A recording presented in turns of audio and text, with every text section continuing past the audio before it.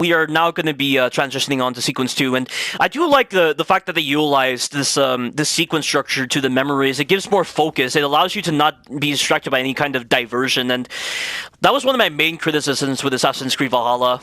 In Assassin's Creed Valhalla, the story arcs were divided up into districts that you could conquer, but because you could do them in any order, it was very hard to establish the proper chronology of events. And oftentimes, when you were doing certain events, it just felt like you were doing this later event before the earlier event, and it affected the pacing of that game significantly. A lot of them seemed pointless and like didn't add to the story at all, and it's just like, why? Yeah, exactly. I mean, like, Gloucestershire, when you're in Halloween, like, what is that really adding, exactly? I mean, I know Laser Z loved Gloucestershire, but, I mean, I kind of liked it, because, I mean, the whole idea of Halloween was interesting, but I skipped all the cutscenes, because at a certain point in Valhalla, I just skipped all the cutscenes, because it's just, that game dragged on for way too long. I really only skip cutscenes if my game crashed and I had to watch a cutscene again. And I had a lot of crashes when I played Valhalla, dude. Yeah, that's Like, odd, it was considering so that, bad. in my case, I only had 3 crashes. On the PS4 version specifically. Whereas in your case, you had like 10 to 15 crashes occurring. At least in AC2 and AC Brotherhood and AC Revelations, the games don't drag on for such a long time. Yeah. AC4 is like where they started like doing all the grinding stuff, where you had to like grind materials for your ship. Yeah, and also this is one of the Subject 16 memory puzzles. So I'm gonna try to do all the Subject 16 memory puzzles because I think it's a really cool point to talk about. There's one thing that I find very confusing about the Subject 16 puzzles. So in Assassin's Creed 3, they mentioned that when you're going so far back into history, the Animus has a lot of trouble making the image very clear. And we see evidence of this in not only Assassin's Creed 3, but also in Assassin's Creed Unity, where when we're trying to view the Isu, the image was so distorted. Yet somehow, at the end of this truth sequence, when you actually get all the video clips, it shows a perfect recreation of the Isu, and I don't understand why. I think it's because like the whole like Subject 16 things come from like the memory core that was in the original Animus that got transferred to this one. But like the video files are from Clay's memories, but like because he was so corrupted by the bleeding effect, that's how he could see it. But like he split it up into the 16 things. Yeah, but I mean, like, even if he did have memories of the first civilization, it shouldn't be possible for the Animus to do that because it was so far back in history. Well, like, I think he could see it because he was so like far gone from the bleeding effect. And in the Lost Archive DLC, like you were literally just like computer code. So like he was like just gone. Yeah, but then how did Abstergo record those moments with the bleeding effect? How did they know what was going on? Because they didn't, because Clay recorded them himself. How though? Because I don't know the exact like science behind it, but like I think like he had like how you can explore the lab in AC1 like after Lucy leaves. I think he had like similar things like that where like he was able to escape his room and like mess around with the Animus. I suppose. So like he was doing something with that, and then that led to like him going crazy. Or maybe like he was somehow creating the recreation like while he was experiencing the bleeding effect. I mean, maybe he's like a master programmer who was able to generate all these models. But Well, it wasn't. It was definitely a real memory. It's not like he made it in like Adobe After Effects or something. Yeah, that's just the part that confuses me with this part. But now we're in the Rosa and Fiore. We're going to be seeing Paola, another assassin, and we don't even realize that she is an assassin until later on. You know one thing that's confusing? Why is it that her finger isn't cut off? Because this was after Altair banned that. Yeah, but they didn't... Did they actually compile the codex pages and just somehow like understand how to make the hidden blade without the need for the sacrifice? I mean, she doesn't even have a hidden blade either, so what would even be the point? Yeah, but I thought do you necessarily have to have a hidden blade to actually get your ring finger cut off? Or is the ring finger cut off regardless of whether you get the hidden blade or not? Well, I think, like, when they were still doing it, I think it was as a way to, like, activate the hidden blade and, like, make it easier. I suppose. So maybe, Because, like, it was, like, in the older, like, in AC1 or something, like, I think they showed it, like, going through the gap between the fingers when it was like when the hidden blade was activated. So like they needed to remove the finger for it to be able to go through that hole in the hand. Yeah. And I guess maybe for the ring finger sacrifice, it's only specific to the hidden blade in that sense. Yeah. Yeah, I because think it was also like definitely a sign of commitment to like the creed and like the hidden blade and stuff like that. Because the left ring finger is like when you get married. That's like the finger that you put the wedding rings on. yeah, So it's like a way of like saying the assassin's married to the creed or something. yeah. Also, the detection on the blending is a little awkward right now. Yeah. Also, one tip: don't try to sprint out of the crowds. Try to walk because it holds your blend a lot longer. There's actually a thing you can do in the Ezio Choji where you can blend when you're climbing on walls. I just pickpocketed on accident. Yeah, I saw that in Brotherhood. What apparently happened is oh shit! Oh no. What? Wait! What? I thought this wasn't a feature. I thought Brotherhood introduced this feature. I didn't know No, civilians could attack you. This was in AC2. I didn't think this was the case. I thought only civilians could attack you in Brotherhood and Revelations. Well, you're wrong. That's never happened to me before. This is the first time this has happened. This is what happens when you steal money. Yeah, well, it's not my fault the fast walk button is mapped to pickpocketing. That's insane. I had no idea civilians could attack you after you pickpocket them. Every time I stood right in front of them, they always just search their pockets. It makes no sense why it suddenly happened now. But as we were talking about before, that little distraction, there was a way in Brotherhood specifically to blend without having to be in a crowd, and it involved you being on horseback. So what you would do is you would be in a crowd, you'd be blending, and then when you were right next to a point where you could climb onto a perch point, it would keep your blend. And then when you jumped on horseback, it still kept your blend, so you could move. It was interesting. But you can do that in AC2 and Revelations because you can do it when you're climbing on walls. Because all that it requires is that you're not like standing, because whenever you're blending you're standing like upright, but like the blending glitch stops whenever you stand upright again. So as long as you don't stand upright like you're doing now, then you can just blend forever. Yeah, I mean, in the case of AC2 and Revelations, it's probably not that advantageous because you can't use a lot of horses. I mean, you can use horses in AC2. No, but you can Yeah. do it on walls too. You can climb when you can blend when you're climbing on walls. Yeah, but as like a traversal thing, when you're trying to like move from like point A to point B through crowds, it's not really that beneficial. It's more beneficial in Brotherhood in that sense, because you can gain access to horses in the middle of cities. What if you're doing like a tailing mission or something? I mean, maybe in that Like, sense. especially in Venice, you can do it in like when you can do it during the tailing missions. You can blend when you're swimming and just swim. Oh, wait, you swim while blended? Okay, that could be helpful actually. Because all that matters is that to keep the glitch active is that you just don't stand upright. Like you don't do an animation that stands upright. You just have to like be in a set animation where you're like not standing upright like this. Oh, okay, I see. Yeah. So So- like if you're like climbing on a wall or like swimming or like dangling from a ledge or anything, you're still blended. Okay, that actually can be helpful. I mean, Yeah, then that's again, why the horse things works because you're not standing upright on the horse, you're sitting on the horse. yeah. But going back on our previous tangent, so the whole idea of sacrificing the hidden blade is specifically for those who are trying to wear the hidden blade, so it doesn't necessarily have to apply to every assassin, right? Yeah, I think so.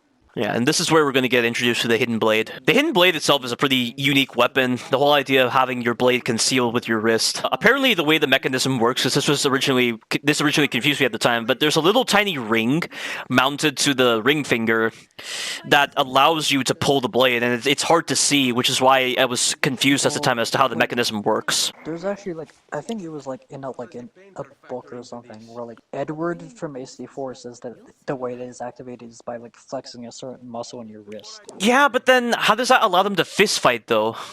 Because I mean, don't they kind of do very similar like flicking when they're trying to? Well, I think it also depends on like the speed that you do it. Maybe. Like if you do it fast enough, then it'll activate. But if you do it slower, then it won't. I also never understood like Paula's like burn mark or whatever she has on her wrist. I mean, she said, Like I never knew what it was. yeah, I mean, she said she knows betrayal. I mean, it's probably hinted in the database entry on her. I don't really read the database entries. Yeah, but can I just say the database entries for those who are very curious about the lore or about certain historical events or characters, it's nice that they have that in there. They got rid of database entries in which game did they get rid of it in? Origins. Origins? Okay. So Origins got rid of the database entries in the same case with Odyssey, but then they brought it back in Valhalla. And I remember you had a glitch in Valhalla where you somehow saw who the builder was before. It wasn't a glitch. It was like a deliberate design decision by the developers, and then they fixed it because those people wouldn't spoil themselves. Yeah, so you got spoiled by the database entry, and you knew who the builder was. He was a Jotunheim descendant. Yeah. Like, I kind of suspected that anyway, but I was just like, well, that's kind of stupid. Why would they put a spoiler like that? Yeah. Also, First. something stupid about the builder fight is that when I first did that fight, I literally got soft locked when I killed it. Yeah, I saw that glitch. If you haven't seen the Picol's glitch compilation video of Assassin's Creed Valhalla, you've got to check it out. It's insane the amount of glitches he's uploaded, and I haven't even uploaded my glitch compilation of Assassin's Creed Valhalla yet. I need to do that at some point. I wish I was recording my playthrough of Valhalla with like my Elgato or something off my PC, because then I could have captured every single crash that I had, and I guarantee you I had like 20 to 30 crashes that entire playthrough. That's insane. Like, I got the game day one, and I played the game every single day since day one for like until I finished the game, and I had like at least 2 crashes every single day I played the game since day one. Wow.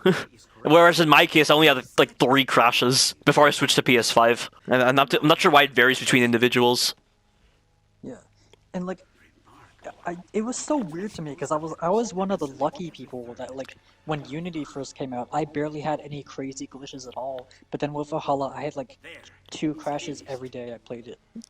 Yeah, same with me. I didn't encounter a lot of the major glitches with Unity, but with Valhalla, I didn't encounter that many crashes. So odd. But see right here, the blade is designed to ensure the commitment of whoever wields it. So I think the whole sacrifice of the ring finger is specific to hidden blade users, not necessarily to every single assassin. In fact, the substitute for that is they branded themselves with the logo by burning it on the ring finger. They also did that because losing a finger was like, it made it easier for them to be spotted in a crowd, so that's why they removed it. Yeah. But the strange thing is, if you remember in Valhalla, in place of that missing ring finger, they actually had something wrapped around it, right? Like there's something like with Basim's ring finger. Am I correct?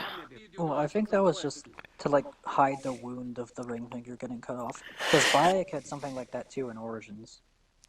Yeah, I mean, in that sense, if Templar wasn't really thinking, they'd assume that's just a normal wound. But I guess when you see it commonly, that's why you'd assume it's likely that ring finger's been torn off. Well, technically, because of Origins, we know that the first ring finger sacrifice was an accident. Yeah, I mean that just seems very odd though. And why exactly would you build that tradition? I mean, then again, like if you were to say, oh, they did like that, not because of the fact that Bayek accidentally cut off his ring finger, but more so it just ensures that the hidden blade's easier to use.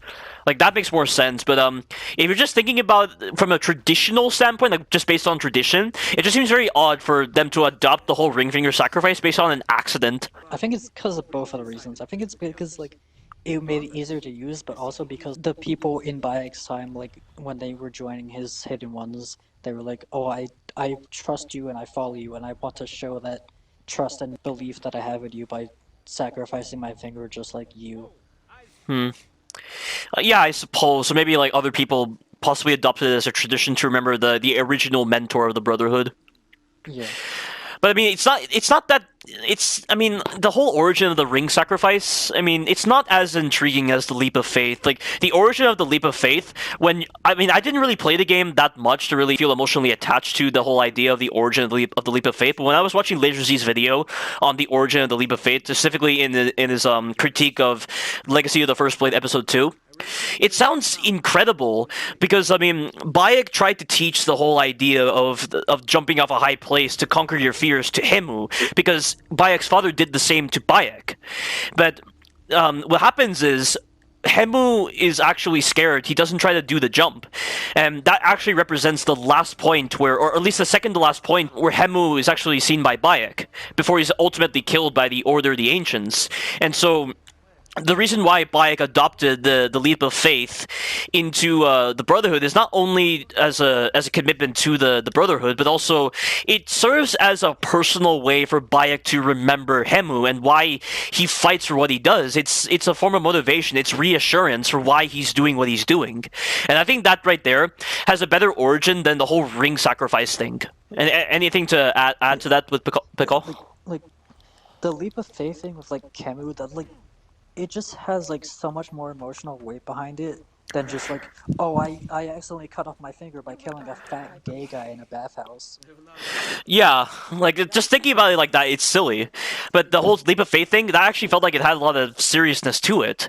And that's why it had a greater emotional impact. But it's just such a shame that Odyssey ruined that emotional impact by discrediting the emotional weight, by making it where Darius and Cassandra had been performing the leap of faith hundreds of years before Bayek did it, suggesting that loads of people just happened to perform this iconic move just randomly, out of nowhere. And not only were they both doing it at the same time before Bayek even like invented it, they were doing it separately in like different countries and different parts of the world without even having knowledge of each other doing it. Yeah, and it's not like Darius taught Cassandra, or like Darius is somehow like Cassandra's father or anything. They're just completely separate individuals, so it makes no sense. Also, this is something exclusive to AC2. You get these video entries that detail each of the Templars. Like, why did they never bring this back? Like, it gives like more like insight in like character growth for like the Templars that you actually kill.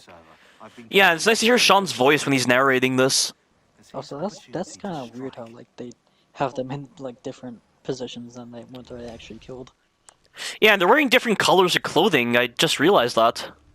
That's very odd. I mean, Giovanni was kind of wearing the same color clothes, but like other than that, but like, yeah, it's only with Federico and Petruccio.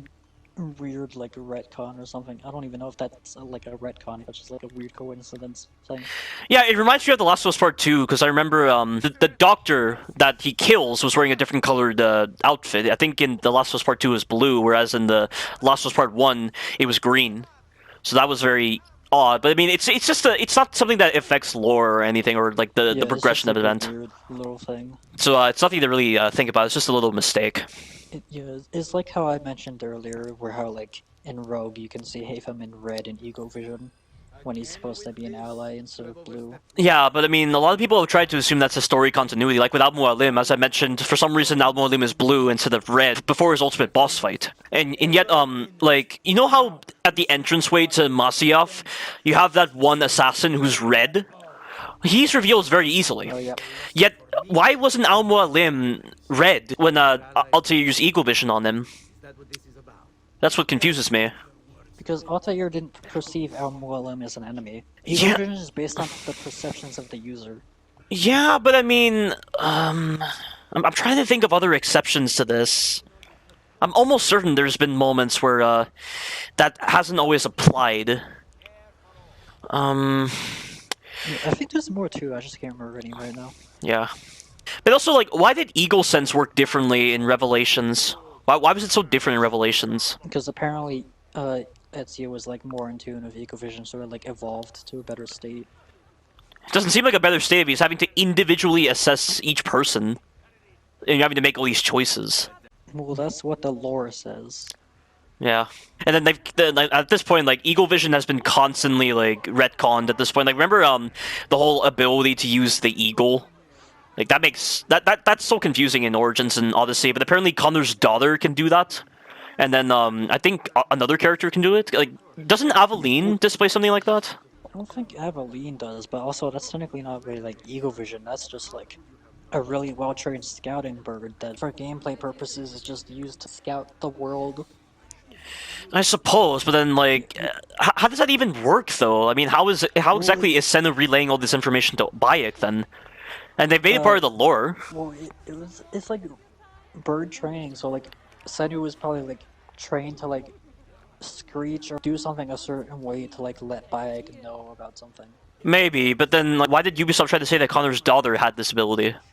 Because they tried to freaking force it into the lore and make like a stupid drone mechanic just because they had it in other games. Yeah, and I know like the hook blade, for instance. I mean, it was in Revelations, but they originally thought of including it in AC4. But do you remember the exact phrase that that Ubisoft gave as to why they didn't bring back the hook blade?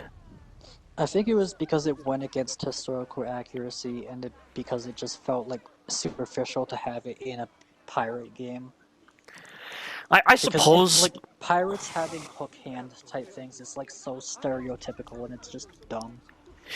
Yeah, but I mean, like, I mean, where did the whole idea of pirates having peg legs and hooks even come from?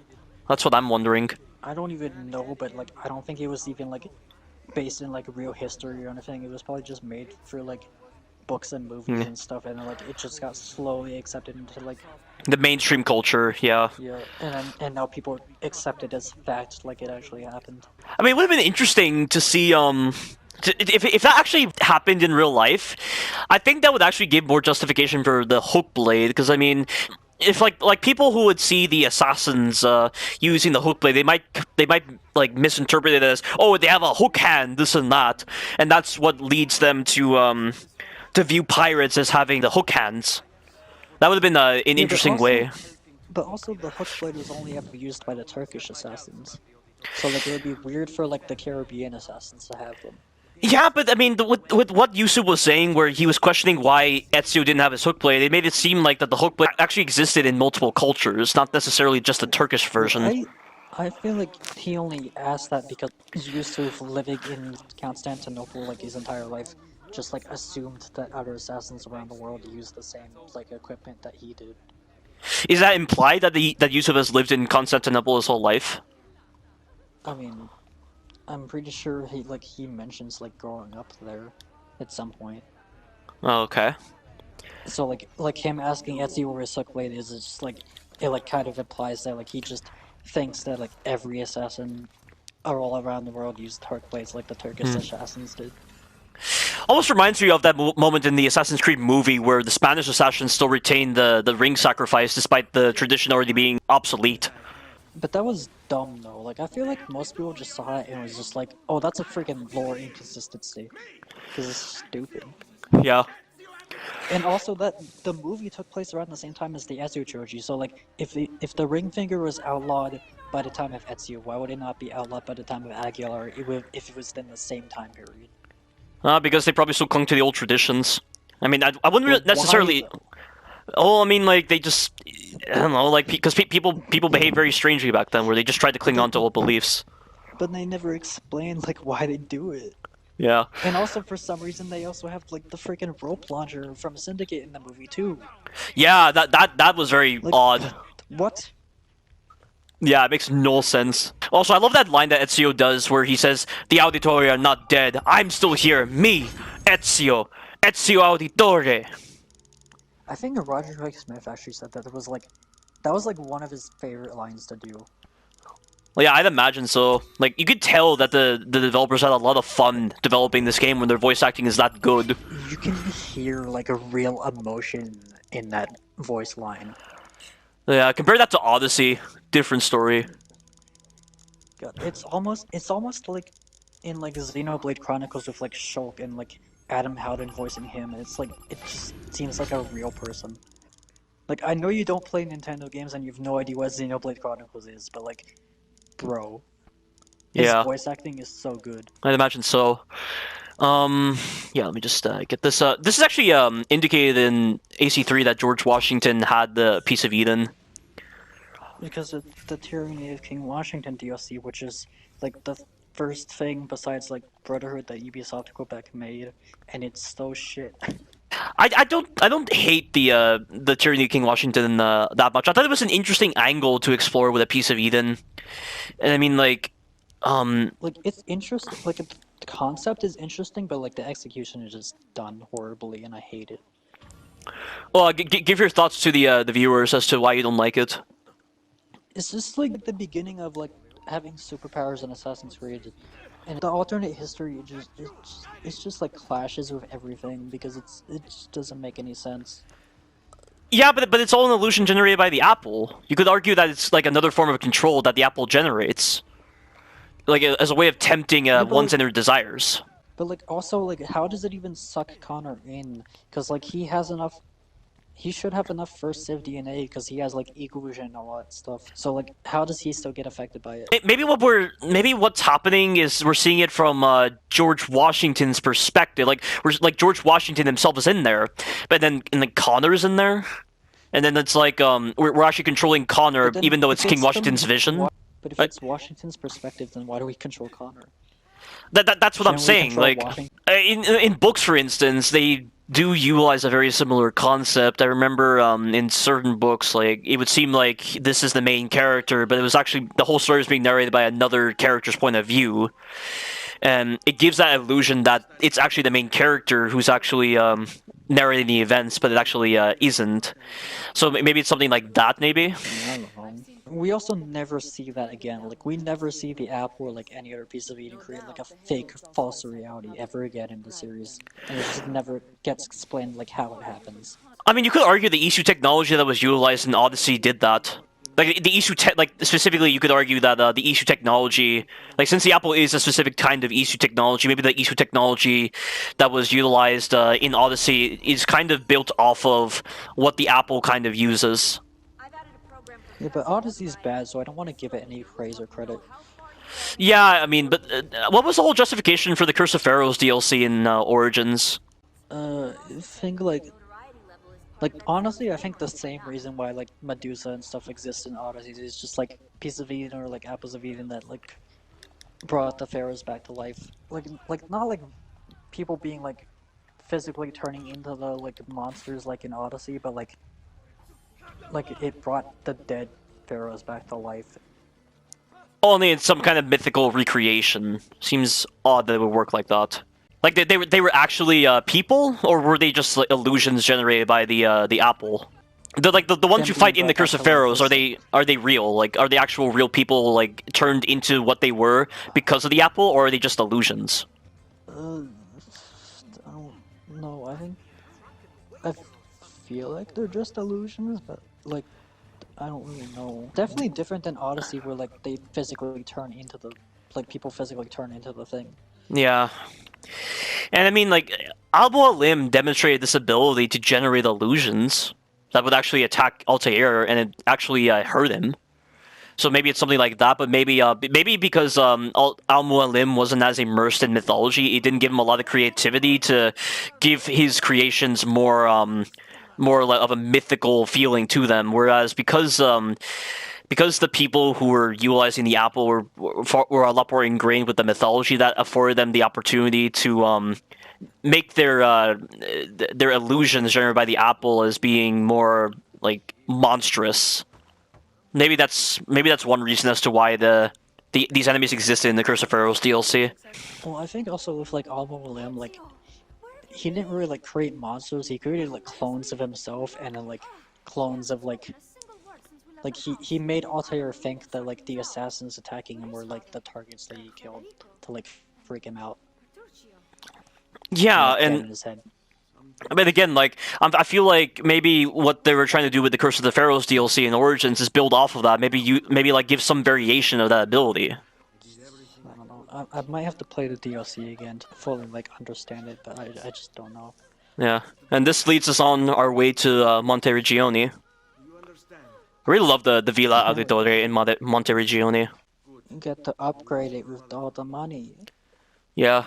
Apparently, Laser Z thinks that like the homestead in AC3 is like the best like upgradable hideout in like the whole Assassin's Creed series. Yeah, I would agree with that, because I mean, when you were upgrading the homestead, you were getting access to additional missions, and the missions added more character to Connor, and I agree with that. I did like the homestead missions in AC3. It's just such a shame you can't replay them to actually go through them again. I mean, yes, you weren't really doing much, but I mean, with certain side missions in Brotherhood, for instance, you could replay them, and you weren't really doing much. Like with the Christina memories, you could replay them, but why can't you do the same with the homestead missions? Well, because like a lot of them are just like tasks. They're not like missions. Yeah, but you could It's just, also like, go here and do this. And also, there's like 2 homestead missions where it's just like give money to this guy. Yeah, mix but up I all mean, these. but I mean, like you could argue, like one could make the argument that the Christina memories, as much as they are well developed, I mean, you could argue that it's tasks. Yeah, but they're also like more meaningful to Ezio and stuff. Yeah, but I mean, with the homestead, I mean, the homestead was such an important part to Connor and Achilles, and as Laser C described, they helped give more personality to Connor. It's just because they were separate from the main story, they didn't have much application in Connor's personality overall, which is why Connor was portrayed as just being a very naive individual. And I actually need to. This actually leads me on to another tangent involving Connor, where for some unknown reason, Ubisoft cut out some important dialogue that helps conclude Connor properly, but they negated it from the game for whatever reason, and just negating that completely ruined Connor's character development. Yep. This is also the end of sequence 2, by the way.